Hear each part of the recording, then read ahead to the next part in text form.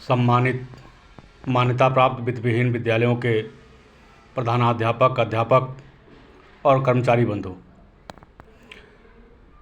आप में से बहुत सारे लोगों को मेरी बात बुरी लगती है जब मैं यह कहता हूं कि आपको सरकार द्वारा मानदेय और वेतन नहीं मिल सकता है। 2006-07 से लगातार संघर्ष चल रहा है। वित्तविहीन विद्यालयों के नेतागण आप लोगों के वेतन और मानदेय की लड़ाई लड़ रहे हैं, लेकिन सफलता आज तक नहीं मिली। एक बार समाजवादी पार्टी सरकार में मानदेय जारी हुआ, जो पुरस्कार मानदेय था, पारितोषिक मानदेय था। अस्थायी रूप से आपको मानदेय और वेतन प्रबंध समितियों को ही देना है। प्रबंध समितियां 15,000 से लेकर के 50,000 रुपये तक जो भी वेतन मानदेय तय करें और दें, यही नियम है, यही शासनादेश है और यही होना है। अब प्रबंध समितियों के पास पैसा कहाँ से आए, इसके लिए मैंने क्षतिपूर्ति की मांग रखी है। 2007 से प्राइमरी जूनियर में क्षतिपूर्ति की मांग करते करते 2013 में लागू हुआ, लेकिन आंशिक रूप से लागू हुआ।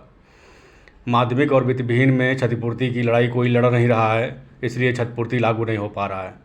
नियमानुसार उत्तर प्रदेश के सभी विद्यालय, चाहे वो नर्सरी से 5 तक हों, कक्षा 1 से 8 तक हों, 6 से 8 तक हों, या 9 से 12 हों, या 6 से 12 हों, जिस भी प्रकार के विद्यालय हैं, इन सभी के संपूर्ण बच्चों को निःशुल्क होना चाहिए।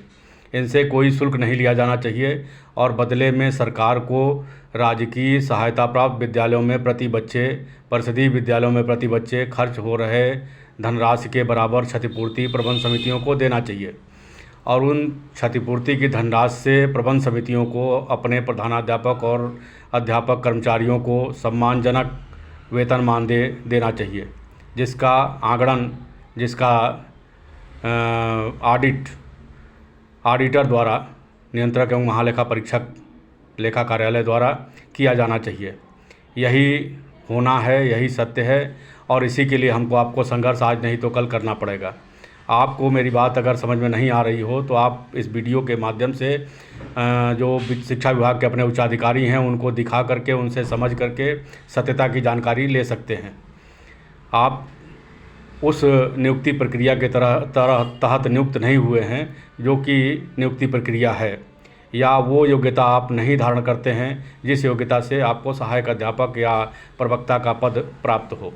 आप पढ़ा रहे हैं, आपके पढ़ाने से बच्चे भी ज्ञान प्राप्त कर रहे हैं, उत्तीर्ण हो रहे हैं, आगे बढ़ रहे हैं, विद्यालय चल रहे हैं, विद्यालयों में शिक्षण कार्य हो रहा है, आप सहायक अध्यापक लिखे जा रहे हैं, आप प्रवक्ता लिखे जा रहे हैं, आप प्रधानाध्यापक का पद धारण किए हुए हैं, सब कुछ है, सब सही है। लेकिन जब मामला वित्त विभाग का आता है, वहाँ पर आप सही नहीं हैं, वहाँ पर हम लोग सही नहीं हैं। वहाँ आपको हमको वेतन मानदेय सरकार द्वारा नहीं मिल सकता है। वेतन मानदेय मिलते समय विद्यालय अधिग्रहित हो जाएगा और आयोग से अध्यापक आएंगे, आपकी नौकरी खतरे में पड़ जाएगी, आपका जो इस समय सम्मान है वो भी खतरे में पड़ जाएगा। हो सकता है कि मेरा कहा आपको बुरा लगे, लेकिन आप इस पर विचार करें, अध्ययन करें, वरिष्ठ अधिवक्ताओं से, वरिष्ठ अधिकारियों से वार्ता करें, चर्चा करें, समझें और उसके बाद अगर आपके समझ में आ जाए तो एकजुट होकर के एक साथ एक मंच पर आकर के और क्षतिपूर्ति की लड़ाई लड़ें। इससे चौतरफा लाभ होगा, बच्चे निःशुल्क हो जाएंगे, आपको वेतन मानदेय मिलने लगेगा, विद्यालय सुरक्षित हो जाएंगे, विद्यालयों के सुंदरीकरण और उनके विकास में बल मिलेगा। आप सभी लोग मिल करके नर्सरी से कक्षा 12 तक 2,000 रुपये प्रति बच्चे प्रति माह क्षतिपूर्ति की मांग सरकार से करें। मुख्यमंत्री, शिक्षा मंत्री से मिलें, उनका कार्यक्रम लें, उनके सामने अपने जनबल को प्रदर्शित करें, अपनी भावनाओं को प्रदर्शित करें और अपना काम कराएं।